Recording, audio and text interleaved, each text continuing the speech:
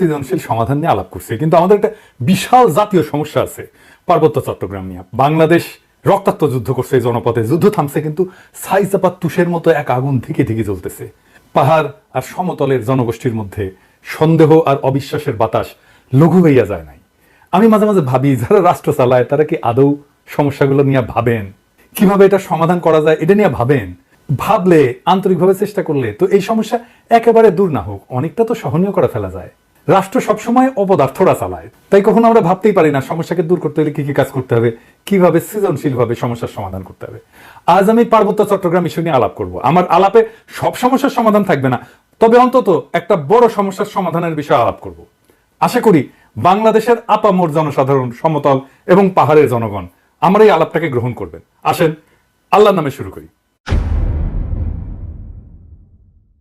এখন আলাপ হইতেছে আদিবাসী না উপজাতি এই বিষয় নিয়ে। আমি এই আলাপে এখনই ঢুকবো না, একটু কাজ করব আমার এপিসোডের একদম শেষ দিকে। আমার মতে সমস্যার মূলটা এই জায়গায় না, মূলটা মূলত দুইটা জায়গায়, একটা স্থানীয় আর একটা আন্তর্জাতিক। আন্তর্জাতিক বিষয়টা আমি প্রথমে আলোচনা করব, কারণ পার্বত্য চট্টগ্রাম নিয়ে আলাপ করার সময় সেই আন্তর্জাতিক প্রবলেমটা, সমস্যাটা, যেখানে ভারত একটা গুরুত্বপূর্ণ ফ্যাক্টর, সেটারে মাথায় রাখলে আমাদের বিষয়টা বুঝতে সুবিধা হবে এবং সমাধানের পথটা ভাবতেও সুবিধা হবে। আসেন এই দুইটা বিষয় কি কি। ভারত মনে করতো যে পার্বত্য চট্টগ্রামের নাগা এবং মিজো বিদ্রোহীরা লুকায় আছে এবং তাদেরকে পাকিস্তানের গোয়েন্দা সংস্থা আইএসআই সাহায্য করে। তো এইটার পাল্টা কর্মসূচি না ইন্ডিয়া, যে পূর্ব পাকিস্তানকে দেশটার রাজনৈতিক মূল অংশ থেকে বিচ্ছিন্ন করবে। তো ভারত এইটার উল্টা কর্মসূচি নাই, যে পূর্ব পাকিস্তানকে পশ্চিম পাকিস্তানকে বিচ্ছিন্ন করবে, এবং এই কর্মসূচি নিয়ে আগায় যেতে থাকে। এবং এইটা নিয়ে আগায় যাওয়ার জন্য তাদের গোয়েন্দা মানে রকে সবুজ সংকেত দেয় ভারতীয় নীতি নির্ধারকেরা। অনেক পরে ভারতের গোয়েন্দা সংস্থা র, তার কর্মকর্তা বি রমন এই সম্পর্কে বলছেন যে এই যে পূর্ব পাকিস্তান থেকে ভারতের উত্তর পূর্বাঞ্চলে আইএসআই চালানো কার্যক্রমের অবসান ঘটাইতে ইন্দিরা গান্ধী পূর্ব পাকিস্তানের বাংলাভাষীদেরকে পাকিস্তান থেকে বিচ্ছিন্ন হওয়া এবং বাংলাদেশ নামে একটা পৃথক রাষ্ট্র প্রতিষ্ঠার ব্যাপারে সহায়তা করতে হবে, এই সিদ্ধান্ত নেয়। এটা বি রমনের বইয়ে লেখা আছে। তো ভারতীয় তরফ থেকে বাংলাদেশের মুক্তিযুদ্ধে সংশ্লিষ্টতার একটা বড় উপাদান ছিল একটা বিশেষ বাহিনীকে পার্বত্য চট্টগ্রাম দিয়ে অপারেশনে পাঠানো। এই বিশেষ বাহিনীর নাম ছিল special frontier force. General Uban ছিল এই ফোর্সের প্রথম ইন্সপেক্টর জেনারেল। 1962 সালের শেষ দিকে এই ফোর্সটা গড়ে উঠছিল। 71 সালে এই জেনারেল উবানি ছিলেন মুজিব বাহিনীর প্রশিক্ষক। মুজিব বাহিনী কি জানেন তো? ছাত্রলীগ, যুবলীগ আর আওয়ামী লীগের যৌথ গেরিলা বাহিনী। এরা কিন্তু যুদ্ধ করেনি, আর আজকে তারা মুক্তিযুদ্ধের সিপাহসালার হয়ে গেছে। শুধু তাই না, উবান ছিল রক্ষী বাহিনীরও প্রশিক্ষক। তাইলে বুঝতে পারতেছেন তো যে ইন্ডিয়ার প্ল্যানটা কি এবং কিভাবে সে প্ল্যানগুলো সাজাচ্ছে তার আশেপাশে। এবং পার্বত্য চট্টগ্রামে যখন 71-এর চূড়ান্ত অপারেশন হয়েছিল, তখন মুজিব বাহিনী না, স্পেশাল ফ্রন্টিয়ার ফোর্স নামে ওই আনকনভেনশনাল বাহিনীকেও ভারতীয়রা পার্বত্য চট্টগ্রাম দিয়ে বাংলাদেশে ঢুকায় দেয়। এবং এই স্পেশাল ফ্রন্টিয়ার ফোর্স অনেক দিন থাকে, এমনকি 1975 পর্যন্ত থাকে পার্বত্য চট্টগ্রামে। তো এই ফোর্সের দায়িত্ব কি ছিল? যে পার্বত্য চট্টগ্রামে যে ভারত নিয়ন্ত্রিত মিজোরাম এবং নাগাল্যান্ডের স্বাধীনতা সংগ্রামী আছে তাদেরকে খুঁজে বের করে এবং নিশ্চিহ্ন করা। এখানেই শেষ না, এই স্পেশাল ফ্রন্টিয়ার ফোর্সের সাথে মুজিব বাহিনী পার্বত্য চট্টগ্রাম দিয়ে যখন অভিযান শুরু করে, এটা নভেম্বরের শেষ দিকে। এরা ত্রিপুরা রাজ্য থেকে পার্বত্য চট্টগ্রামের পানছড়িতে প্রবেশ করে নভেম্বরের শেষে। একদল চাকমা তাদেরকে অভ্যর্থনা জানাইতে যায়, মনে করছে তাদের মুক্ত করতে আসছে।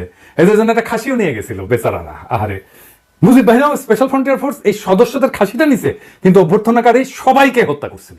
তারপর তারা পানছড়ির পাহাড় গ্রামগুলোতে হামলা শুরু করে, বাড়িঘর লুটপাট করে, আগুন লাগাই দেয়, সামনে যাকে পায় তাকেই হত্যা করে এবং মেয়েদেরকে ধর্ষণ করে।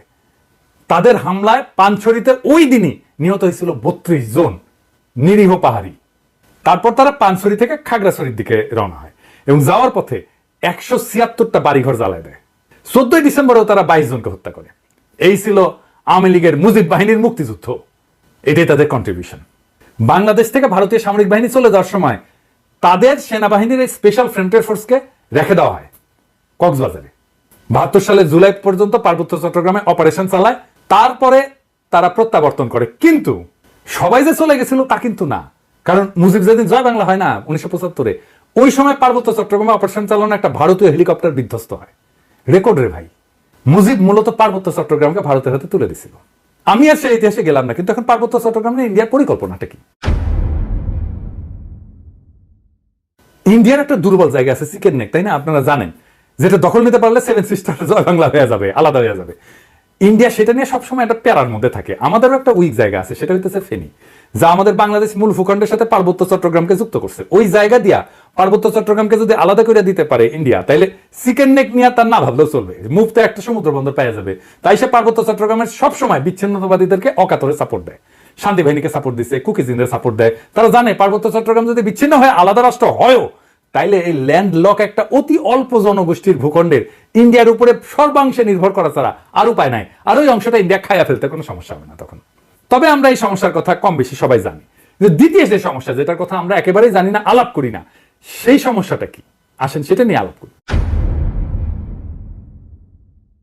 এটা খুবই জটিল এবং কম আলোচিত সমস্যা। এই প্রসঙ্গে আমি আর একটা আলোচনা করে নিই, আপনাদের বুঝতে সুবিধা হবে। হংকং আর চায়না মেনল্যান্ড, এই দুইটা ভূখণ্ড কিন্তু একই দেশের হইলে সিস্টেম আলাদা, অর্থনৈতিক সিস্টেম আলাদা। হংকং অশান্ত না? আপনি একই দেশের দুইটা সিস্টেম করলে সেটা অশান্তির একটা বীজ হয়ে থাকে, যদি খুব ভালোভাবে ম্যানেজ করা না যায়। কারণ দেশ বা রাষ্ট্র একটা শরীরের মতো, এটা একটা রাজনৈতিক অর্থনৈতিক সংহতির দরকার পড়ে। ইকোনমিক সিস্টেম আলাদা হইলে রাজনৈতিক সংহতি রক্ষা করা দূর হয়ে যায়। কেন?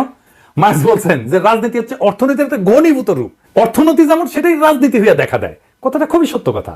একটা দেশের ইকোনমি যেমন, তার রাজনীতিটাও তেমন। এটা নিয়ে পরে আবার বিস্তারিত আলাপ করা যেতে পারে, কিন্তু আপাতত আজকাল আলাপের জন্য এইটুকু জানলেই চলবে। পার্বত্য চট্টগ্রামের ইকোনমি কি আলাদা?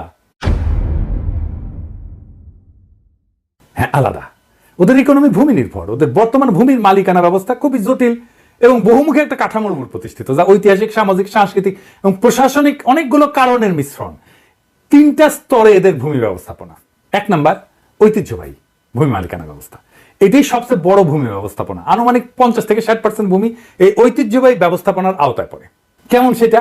এইটা গোষ্ঠীভিত্তিক মালিকানা, কোনো ব্যক্তি মালিকানায় না। পার্বত্য অঞ্চলের প্রধান জনগোষ্ঠী যেমন চাকমা, মারমা, ত্রিপুরা এবং অন্যান্য গোষ্ঠীগুলা তাদের নিজস্ব ঐতিহ্যবাহী ভূমি ব্যবস্থাপনা পদ্ধতি অনুসরণ করে। এই ব্যবস্থায় জমির মালিকানা সাধারণত পরিবার বা গোষ্ঠীর মধ্যে থাকে। এটা একটা মৌখিক ঐতিহ্য, লেখাপড়া কিন্তু নাই, কোনো দলিল নাই। জমি ভোগ, দখল এবং ব্যবহার করার অধিকার আছে, কিন্তু সেটা আইনগতভাবে নথিভুক্ত না। জুম চাষ হয় না পাহাড়ে, এই জুম চাষের জন্য যে ভূমি, সেইটা কিন্তু এই ঐতিহ্যবাহী কৃষি পদ্ধতি এবং এই ভূমি মালিকানায়। এখানে জমি ব্যক্তিগত মালিকানা না, বরং গোষ্ঠীগত মালিকানায় পরিচালিত হয়। 2 নাম্বার মালিকানা হচ্ছে সরকারি ভূমি মালিকানা। সরকার যেটাকে রিজার্ভ বন ঘোষণা করছে, এটা সরকারের মালিকানা। পার্বত্য চট্টগ্রামের একটা বড় অংশ আমরা জানি যে রিজার্ভ ফরেস্ট বা সংরক্ষিত বন হিসেবে ঘোষিত। এই ভূমি বন বিভাগ দিয়ে নিয়ন্ত্রিত এবং চাষাবাদ এবং বসতি স্থাপন এখানে নিষিদ্ধ। তবে আপনারা জানেন যে পার্বত্য চট্টগ্রামের অধিবাসীরা ঐতিহাসিকভাবে বনের মধ্যে চাষাবাদ করে এবং বসতি স্থাপন করে। তো সরকার যদি নিষিদ্ধ করে দেয়, তাহলে তাদের ঐতিহাসিকভাবে চাষাবাদের পদ্ধতি ছিল, সেটা নষ্ট হয়ে যায় না? এটা মাথার মধ্যে নাই এদের। কিন্তু এটা একেবারে বন্ধ হয়নি। এই সংরক্ষিত বন এলাকায় অনেক বসতি আছে জনগণের এবং ঐতিহ্যগতভাবে এই ভূমি তারা ব্যবহার করে। এইটাও একটা ভূমি বিরোধের অন্যতম কারণ। 3 নাম্বার হচ্ছে সরকারি প্রকল্প। কাপ্তাই হ্রদ বাঁধ প্রকল্পের জন্য ব্যাপক ভূমি অধিগ্রহণ করা হয়েছিল, যা স্থানীয় জনগণের ভূমি হারানোর অন্যতম কারণ হয়ে দাঁড়িয়েছে। আমরা এই প্রসঙ্গে সমাধান পর্বে আলাপ করব। আনুমানিক 25 থেকে 30% ভূমি সংরক্ষিত বনাঞ্চলের অধীনে রয়েছে। আর আইনগতভাবে নথিভুক্ত মালিকানা, যেটা আমরা সমতলে দেখি আর কি, জমি রেজিস্ট্রি, দলিল, এটা দেখি না, এইটা পর্সা টর্সা এগুলো দেখি না, পাকা দলিল। কিছু কিছু এলাকায় ব্যক্তি বা গোষ্ঠী তাদের জমির দলিল নথিভুক্ত করে ফেলছে, তবে এটা খুবই সীমিত এবং এটা সবসময় সমস্যাযুক্ত, কারণ অনেক জমির মালিকানার বিষয় সরকারি রেকর্ড, স্থানীয় ঐতিহ্যবাহী নিয়মের মধ্যে তো সংঘাত আছে, তাই না? এইটা ধরেন 10%-এর মতো। এই ভূমি ব্যবস্থাপনার মূল সমস্যাটা কি? সমস্যা হচ্ছে যে পার্বত্য জনগোষ্ঠী তাদের এই ঐতিহ্যগত নিয়মে জমি ভোগ দখল করলেও সরকারি আইনে তো স্বীকৃত না এটা। তারপর ধরেন উন্নয়ন প্রকল্প, যেমন কাপ্তাই জল বিদ্যুৎ কেন্দ্র এবং সমতলে অনেক মানুষ আসছে পার্বত্য অঞ্চলে, ফলে স্থানীয় জনগণের জমি হারানোর ঘটনা ঘটছে। আবার আরেকটা জিনিস বললাম যে রিজার্ভ সংরক্ষিত বন এবং কৃষি জমি নিয়ে যায় সংঘাত, ওইখানে তারা বসতি স্থাপন করে, ওখানে কৃষি কাজ করে। সমতলের অনেকে বলে যে আমরা কেন পার্বত্য চট্টগ্রামে গিয়ে জমি কিনতে পারবো না, ওরা তো এসে সমতলে জমি কিনতে পারে। সমস্যা বুঝছেন তো? আপনি কার কাছ থেকে জমি কিনবেন? দলিলই তো নাই। দলিল তো মুখে মুখে, মালিকানা তো ব্যক্তির না রে ভাই, মালিকানা সামাজিক এবং প্রায় 60% জমির মালিকানা এরকম। তো এই বাস্তবতাটা তো বুঝতে হবে। দেখেন এই সমস্যার সমাধান কি? ওয়ান কান্ট্রি টু সিস্টেম ব্যবস্থা আমাদের চালাইতে হবে ততদিন পর্যন্ত যতদিন না ব্যাপক সংখ্যাগরিষ্ঠ পাহাড়িরা এই সিস্টেম বদলানোর জন্য দাবি না করে। আমরা এই ব্যবস্থার জন্য হংকং এর অভিজ্ঞতা, স্কটল্যান্ড, উত্তর আয়ারল্যান্ডের অভিজ্ঞতা কাজে লাগাতে পারি। এইটা করে ঐতিহ্যবাহী ভূমি ব্যবস্থাকে আইনি স্বীকৃতি দিতে পারি এবং পুরো পার্বত্য চট্টগ্রামকে আমরা গ্রিন ইকোনমির আওতায় আনতে পারি। তাহলে আমাদের এই ওয়ান কান্ট্রি টু সিস্টেমটা ভালোভাবে বাস্তবায়ন করা যাবে। অর্থনৈতিক উন্নয়ন আর স্বাতন্ত্র্য 2 লক্ষ্যই অর্জিত হবে।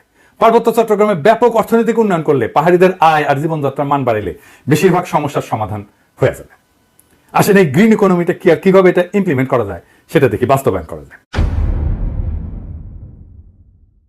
গ্রিন ইকোনমি হলে এমন একটা অর্থনৈতিক ব্যবস্থা যা পরিবেশকে রক্ষা করবে, টেকসই উন্নয়নকে প্রাধান্য দেবে, এবং এইটাই প্রাকৃতিক সম্পদের সঠিক ব্যবস্থাপনা, পরিবেশ বান্ধব প্রযুক্তি ব্যবহার এবং সবুজ কর্মসংস্থান তৈরির মাধ্যমে অর্থনৈতিক উন্নয়ন এবং পরিবেশ রক্ষার মধ্যে একটা ভারসাম্য আনবে।